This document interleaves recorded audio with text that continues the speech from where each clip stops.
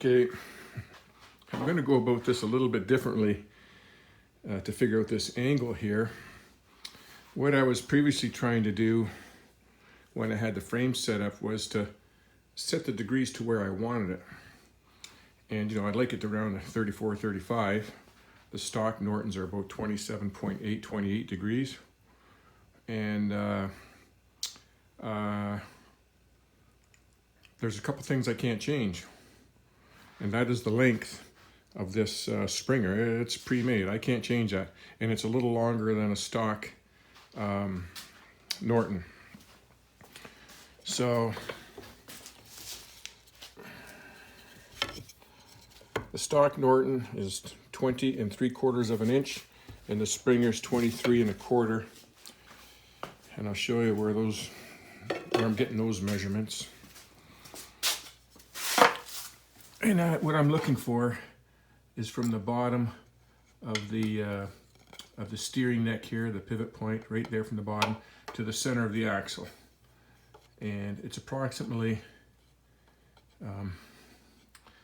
20 inches and 3/4 on this bike. Probably could be give or take an inch or so. And the forks they're relaxed, so they might be compressed a little bit.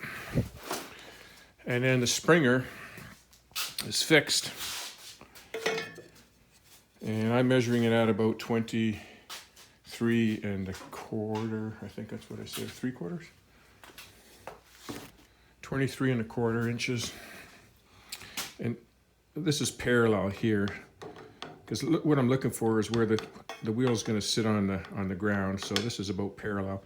So from the center of this bolt to the lower part of the neck there is about 23 1/4. So those are fixed. And the other thing that's fixed, what I want to be fixed, is, like I say, the cradle. This cradle should be parallel with the ground. So for me to keep this parallel with the ground, I'm going to put a 19-inch rear in it. I found one here. It's actually a front, but I'm going to make it a rear. I'm going to make a sprocket to go on it and another disc. So I'm going with the same size wheels, 19-inch and 19-inch front and rear, same as the Nortons. So everything's going to be the same. Same in the rear end on the swing arm, 19-inch wheel. Now maybe I can shorten it or lengthen it with a different size shock. So I want the front to be the same. I want the frame to be parallel to the ground. The only thing I don't know, I know the stock angle. The only thing I don't know is when you put a 23-inch Springer front end on, is how far out does it got to go to be level with the ground. So I made these two sticks, and this is how I'm going to do that. What I need to do is find out that angle, and I know it's not 34 or 35, it's going to be around 40 or more, so this is how I'm going to do that. I got my square to this post here, this 4x4, and I got that post banged out pretty square there, probably within a half a degree. And I've got my degree thing here, ruler. I'm going to set it at 28 degrees.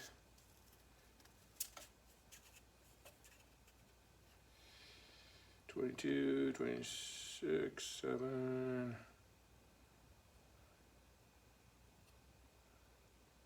About 28 degrees. And then I'll take my shorter stick here, the stock one, and just find out where 28 degrees is on here. I got construction workers out there.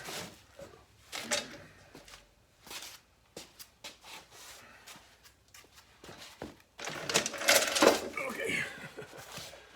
I get down on my hands and knees here. Where's this one? Let me get my marker. Right here, or pencil. Okay.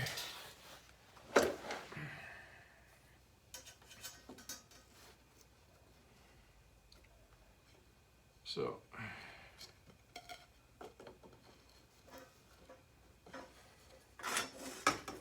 put that out of there.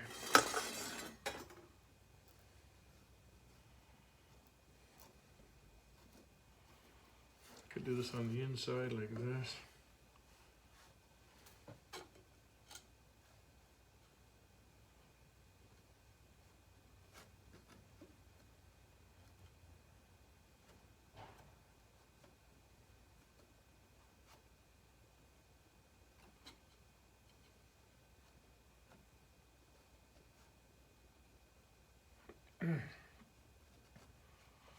make sure this thing's nice and straight.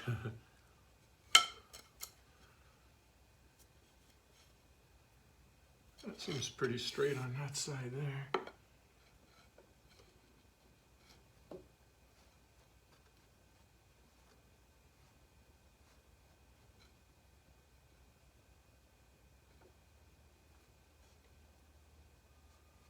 I'd say right about there.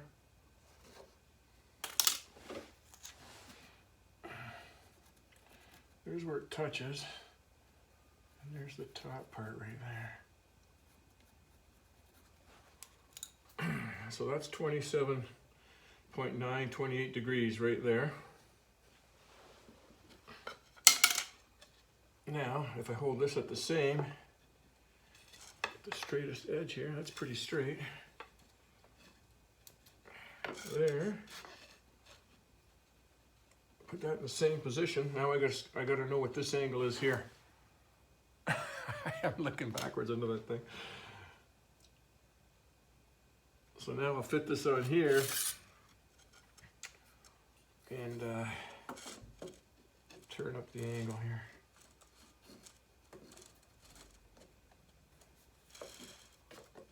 And the reason why I'm doing this is because when I put it in the frame and bend it, I want to know how many degrees I'm bending it.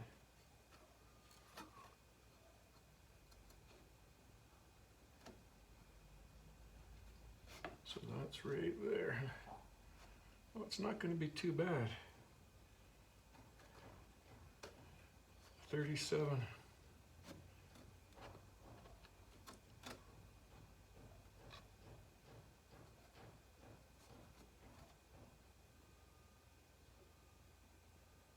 No, I can't do it. I gotta go this way here. 38 degrees. So like 10 degrees, 38 degrees. That's not too bad. Approximately 38 degrees.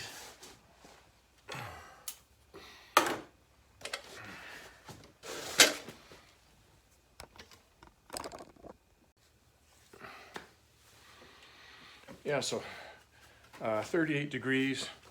Norton's about 28 degrees, so 10 degrees more, it's going to be raked out. And like I say, the Harley breakout is around 34 degrees. I don't think many bikes are beyond 34 or 35 degrees. So this is just a little bit more than that. It'll be a little harder to turn in parking lots and stuff like that, but not too radical. Like some of those big choppers, I mean, they're out there at 50 degrees, 55 degrees, 60 degrees probably, some of them.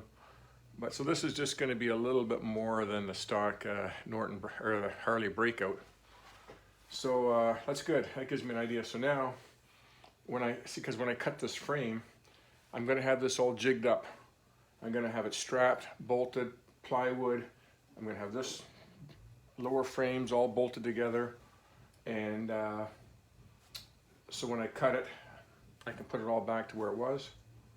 And then when I lift, I'll put my degree thing on it,